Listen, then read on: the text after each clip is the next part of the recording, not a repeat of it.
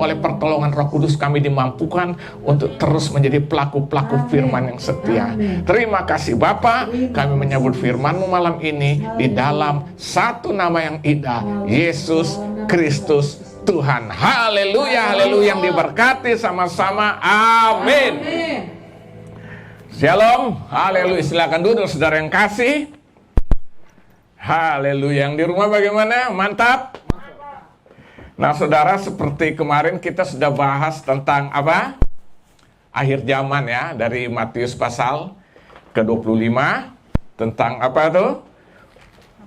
Gadis-gadis yang bijaksana dan yang bodoh. Nah hari ini kita masih lanjutkan, tapi saya akan berbicara tentang tanda-tanda akhir zaman.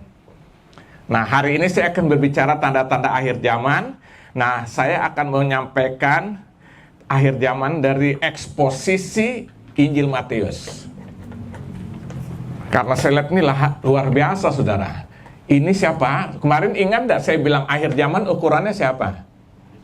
Hah? Yesus sejak dia datang pertama kali sampai dia datang. Nah sekarang dia yang berbicara. Jadi bukan saya ambil dari kitab Daniel, dari kitab-kitab yang lain, tapi saya hanya pelajari dari apa yang Yesus sampaikan lewat Matius pasal 24. Itu sebabnya hari ini saya akan bicara tentang tanda-tanda akhir zaman ya, tapi dari eksposisi Injil Matius. Nah, saya ajak kita buka dalam Matius 24. Kita akan baca ayat 1 sampai 14 secara bergantian ya. Sudah saya baca ayat 1, saudara, ayat 2 secara cepat dan serentak. Ya, temanya khotbah tentang akhir zaman. Bait Allah akan diruntuhkan. Sesudah itu Yesus keluar dari bait Allah lalu pergi. Maka datanglah murid-muridnya dan menunjuk kepada bangunan-bangunan bait Allah ya. 3, 4. Dia berkata kepada mereka, kamu melihat semuanya itu, aku berkata kepadamu, sesungguhnya tidak satu batu pun di sini akan dibiarkan terletak di atas batu yang lain. Semuanya akan diruntuhkan. Ayat yang ketiga. Ketika Yesus duduk di atas bukit Zaitun, datanglah murid-muridnya kepadanya untuk bercakap-cakap sendirian dengan dia. Kata mereka, katakanlah kepada kami bila manakah itu akan terjadi dan apakah tanda kedatanganmu dan tanda kesudahan dunia? Jawab Yesus mereka, Ayat 5, sebab banyak orang akan datang dengan memakai namaku dan berkata, akulah Mesias, dan mereka akan menyesatkan apa? Banyak orang.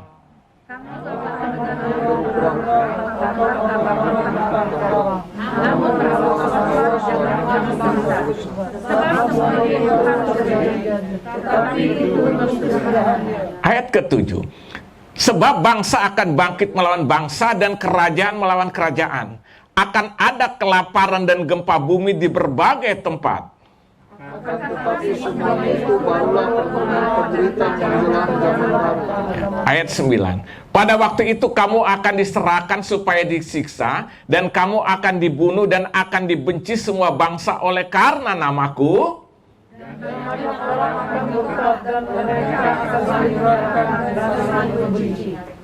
Banyak nabi palsu akan muncul dan menyesatkan banyak orang.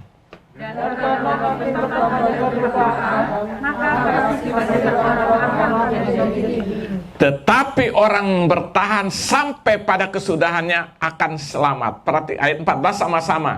Dan Injil kerajaan ini akan diberitakan di seluruh dunia menjadi kesaksian bagi semua bangsa. Sesudah itu barulah tiba kesudahannya. Nah saudara, hari ini saya akan berbicara tentang tanda-tanda akhir zaman dari eksposisi Injil Matius. Nah kalau saudara baca semua, ini adalah merupakan khotbah Yesus pada saat ia berada di tengah antara murid-muridnya. Tentu bukan hanya murid-murid yang hadir, juga banyak orang lain yang hadir pada saat itu. Dan ini dia sedang sampaikan kepada murid-muridnya tentang masalah akhir zaman. Ya kan? Nah, saya sudah berkata kemarin ukuran akhir zaman itu dimulai waktu Yesus datang pertama kali 2021 tahun yang lalu kurang lebih, sampai nanti dia datang kedua kali. Kapan? Gak ada yang tahu. Nah, berarti sekarang kita sedang ada enggak dalam proses akhir zaman itu? Ya. Dan saudara perhatikan, luar biasa yang menyampaikan ini adalah pribadi yang sedang dinantikan itu. Yang datang pertama dan akan datang kedua, dia yang menyampaikan tentang tanda-tanda akhir zaman. Jadi ini bukan kata nabi ini, bukan kata nabi itu, tapi ini langsung Yesus sendiri yang berbicara tentang tanda-tanda akhir zaman. Nah, itu sebabnya supaya cepat aja. Nah, sekarang kita akan lihat apa yang Yesus sampaikan. Waktu saya baca ini saya cukup takjub, saudara. Kenapa? Ternyata yang menyampaikan khotbah ini Yesus sendiri, saudara. Berarti ini ada satu kepastian. Amin. Bukan nubuatan para nabi. Nubuatan bisa aja keliru, tetapi ini Yesus sendiri yang langsung katakan. Nah, sekarang kita akan pelajari satu-satu apa tanda-tanda akhir zaman itu, atau apa bukti tanda-tanda itu yang harus digenapi, yang Yesus sampaikan. Secara cepat saja, yang pertama Yesus menyampaikan kepada murid-muridnya juga orang-orang yang ada di sekitarnya pada saat itu. Yesus menyampaikan tanda-tanda ini. Yang pertama dia bilang, saudara lihat ayat 1 sampai dengan ayat kedua. Sesudah itu Yesus keluar dari bait Allah, lalu pergi. Maka datanglah murid-muridnya dan menunjuk kepada bangunan-bangunan bait Allah. Ia berkata kepada mereka, kamu melihat semuanya itu? Aku berkata kepadamu, sesungguhnya tidak ada satu batu pun di sini akan dibiarkan terletak di atas batu yang lain. Semuanya akan diruntuhkan. Saya ulangi ayat kedua. Ia berkata kepada mereka, kepada siapa ini? Kepada murid-murid. Tentu kalau ada orang lain sekitarnya juga disampaikan. Kamu melihat semuanya itu, aku berkata kepadamu, sesungguhnya tidak satu batu pun di sini akan dibiarkan terletak di atas batu yang lain. Semuanya akan diruntuhkan. Saudara lihat, artinya tanda yang pertama yang Yesus sampaikan di sini bahwa bait Allah itu harus dihancurkan. Kapan bait Allah diruntuhkan? Ternyata itu digenapi tahun 70. Tahun 70 Masehi bait Allah itu diruntuhkan oleh seorang tentara jenderal yang bernama Jenderal Titus dari pemerintahan kerajaan Romawi. Dia melululantakkan bait Allah sampai benar-benar tidak ada satu batu yang tersusun. Dilakukan oleh siapa? Jenderal Titus. Dari kekaisaran Romawi. Saudara lihat, ini sudah terjadi, saudara. Sudah terjadi. Tahun 70 Masehi. Ini tanda pertama, saudara. Kenapa Yesus bilang harus diruntuhkan itu?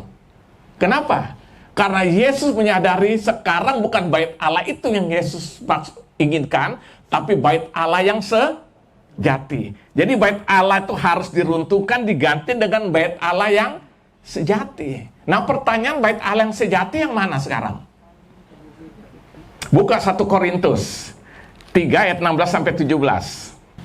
1 Korintus 3 ayat 16 sampai 17. Ya. Tidak tahukah kamu bahwa kamu adalah bait Allah dan bahwa Roh Allah diam di dalam kamu? Terus ayat 17. Jika ada orang yang membinasakan bait Allah, maka Allah akan membinasakan dia. Sebab bait Allah adalah kudus dan bait Allah itu ialah kamu. Lihat. Jadi kenapa Yesus bilang, ingat waktu dia sebelum meninggal, sebelum dia disalibkan, dia pernah bilang apa? Silakan rubuhkan bait Allah ini, dalam waktu 3 hari aku akan membangunnya. Orang-orang Farisi sangat gusar, imam-imam Yahudi gusar waktu mendengar dia berkata gitu, karena mereka berkata kita bangun bait Allah aja puluhan tahun. Dia sedang berkata cuma 3 hari, rubuhkan aku akan bangkit. Dan Yesus sedang berbicara saat itu bukan bait Allah seperti bangunan gedung itu, yang dia maksud apa? Bait Allah yang sejati itu hidup orang percaya. Dia sedang menggambarkan dia dalam hari 3 hari setelah dia mati dia akan bangkit. Nah, itu sebabnya saudara, Yesus berkata di sini bait Allah itu berbicara tentang orang percaya. Makanya tahun 70 seorang jenderal bernama Jenderal Titus menghancurkan seperti apa yang Yesus sudah katakan. Saudara lihat. Nah, saudara lihat. Makanya saudara kalau lihat dalam bandingan dengan Yohanes 4 ayat 23, waktu Yesus berjumpa dengan siapa? Wanita pendosa itu, tahu kan? Yang sudah punya laki kelima, yang keenam juga bukan piaraannya itu kan? Lalu apa? Berjumpa di sumur Yakub, terjadilah dialog ya kan? Akhirnya dia bilang, nenek moyang kami biasa menyembah di gunung itu, tapi engkau bilang apa? Di Yerusalem. Yesus bilang bukan, tiba saatnya, ayat 23, tiba saatnya penyembah-penyembah yang benar, menyembah dalam roh dan kebenaran. Artinya bukan lagi dalam bait Allah seperti pada zaman dulu, tetapi bait Allah adalah kita sendiri. Amin. Makanya saudara-saudara menyembah Tuhan bebas gak? Kapanpun, dimanapun. Amin. Nah, Yesus berkata, bait Allah ini harus diruntuhkan dan tidak ada satu batu pun apa? Tertindis di atasnya, rata, dan itu sudah terjadi. Nah, jadi perjanjian lama itu gambaran tentang Yesus. Saya ulangi, jadi perjanjian lama itu hanya gambaran tentang perjanjian baru. Makanya orang zaman perjanjian baru melihat tuh imannya ke depan. Kenapa? Karena titik sentral seluruh kitab Kejadian sampai Wahyu ini hanya berbicara tentang Yesus. Nah, sekarang iman kita melihatnya kemana? Ke belakang. Ngerti? Kan Yesus menjadi pusat. Before Christ, after Christ. Iya kan? Jadi semua perjanjian lama itu gambaran tentang Yesus. Makanya bait Allah di mana orang harus bawa korban setahun sekali itu sedang gambaran nanti digenapi di dalam Yesus. Makanya waktu Yesus disalibkan, jam 3 dari jam 12 sampai jam 3 terjadi kegelapan. Matius pasal 27 saudara boleh baca, tiba-tiba terjadi gempa. Tabir bait Allah itu kan ada halaman, di bait Allah itu ada halaman, ada ruang kudus dan ruang maha kudus. Di ruang antara ruang kudus dan ruang maha kudus itu ada namanya tirai pemisah. Jadi orang tidak bisa masuk ke ruang maha kudus itu hanya imam yang tetapkan sekali, setahun sekali. Dia harus bawa korban, ya kan? Dia bawa lembu itu, dia menyucikan dulu dirinya, lalu bawa korban, lembu disembelih itu, dia bawa darahnya untuk menyucikan diri. Setelah itu dia keluar, termasuk nanti untuk seluruh umat Israel itu membawa korban juga dari kambing gitu loh, atau lembu itu domba. Dia bawa juga darah itu karena dia sebagai pengantara. Tapi waktu Yesus mati jam 3 tiba-tiba terjadi gempa, tabir bait Allah terbelah-belah dari atas sampai ke bawah. Nah, sekarang kita tidak lagi berjumpa lewat imam, langsung dengan dia sendiri adalah imam besar kita. Amin. Nah, itu makanya saya selalu bilang Tuhan tuh pemurah tapi bukan murahan. Kita seringkali teranggap remeh karena pikirnya dalam Tuhan tuh enak, gampang-gampang. Padahal enggak, karena susahnya orang tuh masuk surga. Maka Yesus harus berkorban. Jadi saudara lihat di sini kan, jadi perjanjian lama itu adalah gambaran dari perjanjian baru yang sudah digenapi oleh siapa? Oleh Yesus sendiri. Ya, jadi saudara saya mau katakan hari ini saudara lihat di sini ya. Jadi pertama apa bukti tanda yang sudah digenapi? Bait Allah sudah diruntuhkan tahun 70 Masehi oleh seorang jenderal bernama Jenderal Titus. Dan benar-benar tidak ada batu tersusun di atasnya, rata tanah. Sudah digenapi belum? Itu tanda pertama. Yang kedua kita lihat cepat aja ya. Yang kedua saudara, perhatikan ayat ketiga sampai dengan ayat yang kelima. Lihat ayat ketiga sampai ayat kelima dari Matius 24. Saya baca ayat 3 sampai. Ketika Yesus duduk di atas bukit Zaitun, datanglah murid-muridnya kepadanya untuk bercakap-cakap sendirian dengan dia. Kata mereka, artinya kata murid-murid, katakanlah kepada kami, bila manakah itu akan terjadi dan apakah tanda kedatanganmu dan tanda kesudahan dunia? Jawab Yesus kepada mereka, waspadalah supaya jangan ada orang yang menyesatkan kamu. Sebab banyak orang akan datang dan memakai namaku dan berkata, akulah Mesias, dan mereka akan menyesatkan banyak orang. Jadi tanda yang kedua akan timbul penyesatan-penyesatan memakai nama Yesus. Artinya apa? Ajaran-ajaran yang kesesatan yang memakai nama Yesus. Tentu ini saudara bukan hanya saat itu berproses sampai hari ini juga masih tetap terjadi. Jadi itu kayak berurutan terus berjalan. Sampai hari ini masih ada nggak penyesatan? Masih. Makanya dalam Injil Matius, coba buka aja Injil Matius pasal 7, kita lihat ke depan. Injil Matius pasal 7. Saya baca dari ayat 15 secara cepat aja biar saudara mengerti cerita ini. Ayat ke-15, Matius 7 sampai ayat 23. Waspadalah terhadap apa? Nabi-nabi palsu yang datang kepadamu dengan menyamar seperti domba, tapi sesungguhnya mereka adalah serigala yang buas. Dari buahnya lah kamu akan mengenal mereka. Dapatkah orang memetik buah anggur dari semak duri atau buah ara dari rumput duri? Demikianlah setiap pohon yang tidak menghasilkan buah yang baik, sedang pohon yang tidak baik menghasilkan buah yang tidak baik. Tidak mungkin pohon yang baik itu menghasilkan buah yang tidak baik, ataupun yang tidak baik menghasilkan buah yang baik. Ayat 19, dan setiap pohon yang tidak menghasilkan buah yang baik pasti ditebang dan dibuang ke dalam api. Jadi dari buahnya lah kamu akan mengenal mereka. Perhatikan ayat 21.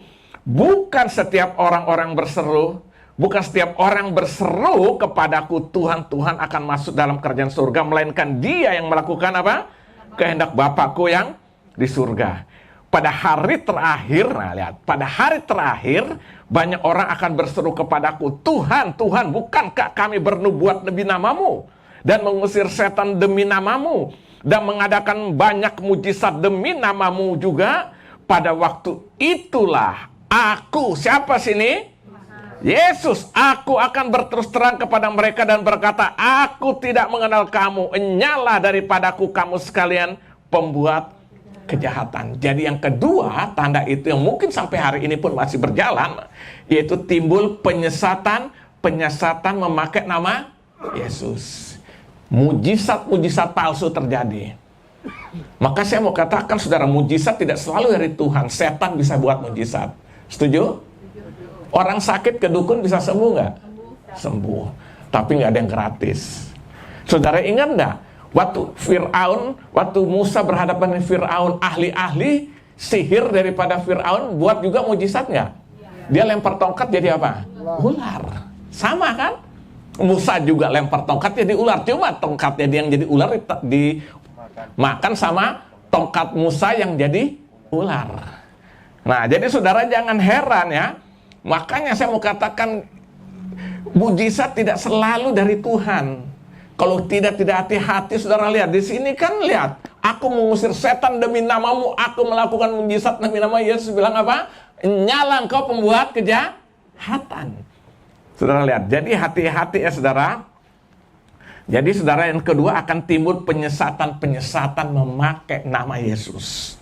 Jadi kita harus sungguh-sungguh. Yesus bilang tanda terakhir itu harus terjadi, ya kan? Makanya waktu dia sebelum naik ke surga dalam Kisah Rasul 1 ayat ke-8, dia bilang apa? Supaya engkau tinggal di Yerusalem, supaya engkau menerima kuasa, supaya dapat menjadi saksiku di mana?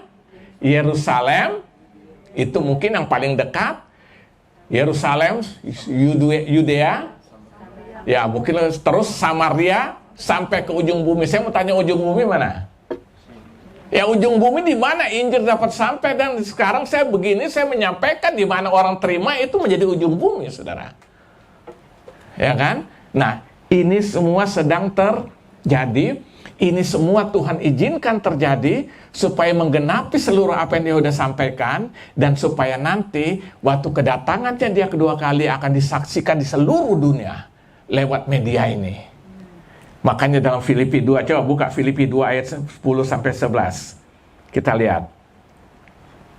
Jadi teknologi yang sudah Tuhan pakai sekarang akhir-akhir ini, tidak ada kebetulan kalau COVID ini terjadi. Semua dalam rancangan Tuhan. Supaya pertama kita dimurnikan motivasi hidup kita dalam melayani Tuhan. Gandum dan lalang akan tumbuh bersama, tapi nanti pada masanya akan dipisahkan. Nah, ini saatnya kita harus serius memotivasi, kita harus murni di hadapan Tuhan. Yang kedua, tanda yang kedua terakhir yang lewat peristiwa ini, Injil harus diberitakan sampai ke ujung bumi. Coba saya bacakan sekali lagi. Dan Injil kerajaan ini akan diberitakan di seluruh dunia, menjadi kesaksian bagi semua bangsa. Sesudah itu barulah tiba kesudahannya. Berarti kalau saudara baca ini nih, sudah sampai pada masa terakhir nggak? Filipi 2 ayat 9-10. Filipi 2 9-10. Itulah sebabnya Allah sangat meninggikan dia dan mengaruniakan kepadanya nama di atas segala nama, supaya dalam nama Yesus bertekuk lutut segala yang ada di langit, dan yang ada di atas bumi, dan yang ada di bawah bumi, dan segala lidah mengaku, Yesus Kristus adalah Tuhan bagi kemuliaan Allah Bapa. Amin. Jadi nanti dia lewat media semua ini. Waktu Yesus datang akan disaksikan seluruh dunia. Dan itu akhirnya Paulus bilang setiap lutut akan bertelut dan lidah mengaku dialah Tuhan, Raja di atas segala raja. Siapa mau menyangkal nanti? Saya bayangkan kalau dia datang, saya masih hidup, saya pengen lihat itu. Yang kata-kata ini Yesus yang jelek-jelekin, sekarang dia akan saksikan itu lewat namanya media yang sedang Tuhan izinkan sedang terjadi saat ini. Kemajuan yang paling maju, saudara. Sekarang ini, bayangan kita sekarang sedang khotbah seluruh. Sekarang saudara setiap hari, saudara, mau dari siang sampai malam, dari pagi sampai pagi lagi, saudara mau lihat siapa berkhotbah, negara mana saudara bisa lihat lewat YouTube. Benar gak? Gara-gara apa? Ini, makanya Injil harus diberitakan sampai ke ujung bumi, kata Tuhan Yesus, baru tiba kesudahannya. Berarti sekarang kita sudah ada dalam posisi itu belum? Ya. Kapan tapi Yesus datangnya? Kapan? Nggak ada yang tahu, ini baru tanda-tandanya. Nggak ada yang tahu, ya. Jadi jangan saudara nanti kasih berita lagi di luar. Gembala GBI Sukacita bilang, Yesus sudah mau datang nih besok. Nggak ada yang tahu, saudara. Nggak ada yang tahu. Coba lihat ayat 36. Tetapi tentang hari dan saat itu tidak seorang pun yang tahu. Malaikat-malaikat di surga tidak, dan anak pun tidak. Tentu Yesus bicara anak itu dalam konteks dia sebagai manusia saat itu. Dia bilang dia juga tidak tahu, hanya Bapa sendiri. Tapi tanda-tandanya jelas udah di ujung terakhir daripada akhir masa itu. Amin. Kapan datangnya? Nggak ada yang tahu, ya kan? Nggak ada yang tahu, saudara, ya. Nah, tapi yang penting bagi kita apa, saudara? Apa yang harus kita lakukan? Perhatikan ayat ke-13. Ayat ke-13. Nah, sekarang apa yang aku harus persiapkan, ya kan? Kita sudah tahu tanda-tanda itu. Ayat ke-13, perhatikan. Tetapi orang yang bertahan sampai pada kesudahannya akan selamat. Makanya saya selalu bilang sekali, Yesus tetap Yesus, selama-lamanya Yesus. Amin. Nah, ayat ke-22 bahkan dijelaskan di situ. Dan sekiranya waktunya tidak dipersingkat, maka dari segala yang hidup tidak akan ada yang selamat. Akan tetapi oleh karena orang pilihan, waktu itu akan dipersingkat. Waktunya akan dipersingkat oleh Tuhan. Nah, kapan? Nggak tahu. Tapi tandanya sudah jelas. Sekarang Injil sudah diberitakan sampai seluruh bumi. Maka saya lihat awal 2020 peristiwa ini terjadi secara tiba-tiba. Sebelum-sebelumnya memang ada orang, tapi tidak seperti sekarang kan. Sekarang kita dipaksakan kok harus khotbah lewat begini. Semua gereja dipaksakan tahun 2020 ini awal. Dari dulu memang sudah ada kan. Tapi kan ya hanya biasa-biasa aja yang mau pakai. Kita nggak pernah pakai live streaming segala macam. Memang nggak pernah kepikir. Saya pikir udahlah. Tapi akhirnya dipaksakan, saudara.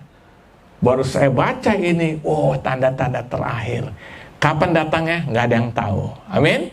Tapi tandanya sudah nyata. Makanya ayat 13 tadi supaya kita tetap harus apa?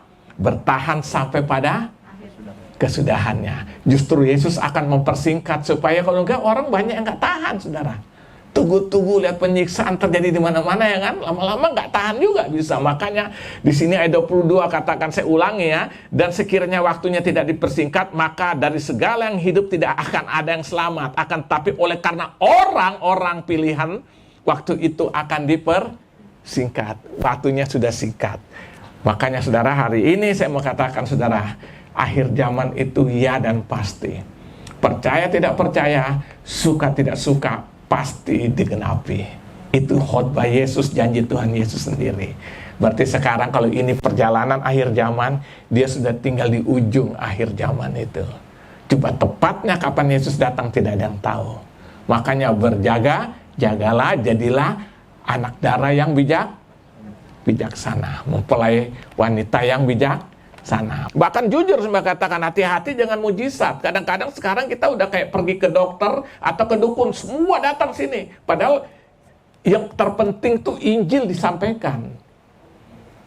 Sekarang kan banyak ajaran gitu kan. Siapa aja datang sini, dia sementara Injil tidak diberitakan. Pelajari dong Yesus. Yesus itu memakai Dia melakukan mujizat itu untuk menarik perhatian orang, pertama. Yang kedua untuk menyatakan dia itu Tuhan. Dia tuh punya kuasa. Baru terakhir apa?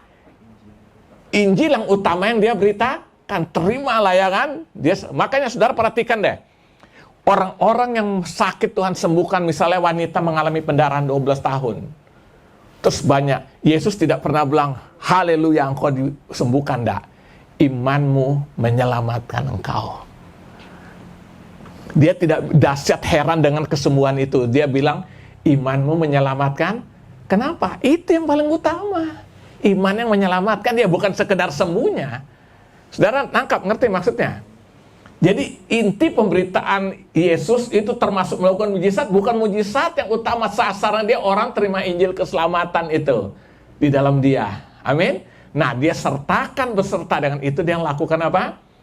Kuasa mujizat-mujizatnya terjadi. Makanya saudara perhatikan, orang yang sudah puluhan tahun ikut dalam Tuhan sudah sungguh-sungguh, pendeta sekalipun, kadang-kadang dia sakit sembuh, dia berdoa nggak sembuh-sembuh. Ayo, gimana itu? Apa saudara bilang nggak ada kuasa Tuhan? Bukan. Tuhan tahu dia udah oke. Dia udah dalam Tuhan. Dia bukan lagi kejar itu. Kualitas hidupnya bukan lagi dengan mujizat-mujizat itu. Ngerti nggak? Tapi coba yang baru-baru. Buset deh. Habis saya pakai buset. Saudara lihat. Kadang-kadang kutil tumbuh berdoa dalam nama Yesus. Besok kutilnya apa? Karena orang baru, saudara sepeda imannya bangkit gitu loh. Iya kan? Pilat, Tuhan tolong hari ini, Tuhan baru bertobat hari Minggu kemarin. Hari Jumat Pilat, Tuhan tolong, nangis. Habis doa amin, Pilatnya sembuh. Pendeta sampai meninggal, penyakitnya nggak sembuh. Nah, contoh siapa? Saya mau tanya, Rasul Paulus punya penyakit nggak? Berarti dia nggak beriman dong? Gitu nggak? Dia tidak memiliki kuasa dong. Ayo gimana? Karena kelasnya udah beda, saudara. Dia bukan lagi di yang kelas-kelas begini-begini. Makanya dia berdoa 3 kali minta supaya duri dalam daging dia angkat. Kata Tuhan apa? Sudah cukup kasih karuniaku bagimu. Dalam kelemahanlah kuasaku menjadi sempurna. Jadi dengan kuasa kelemahan yang dia menyadari, dia tetap butuh Tuhan, dia tetap bergantung pada Tuhan. Tapi dia tetap melayani Tuhan. Amin. Jadi mujizat itu bukan tujuan Tuhan. Mujizat yang sembuh-sembuh. Tapi Tuhan lakukan. Mujizat terbesar adalah keselamatan jiwa-jiwa. Amin. Nah, saya kira itu aja. Kita udah hampir jam 9 nih. Tuhan Yesus memberkati.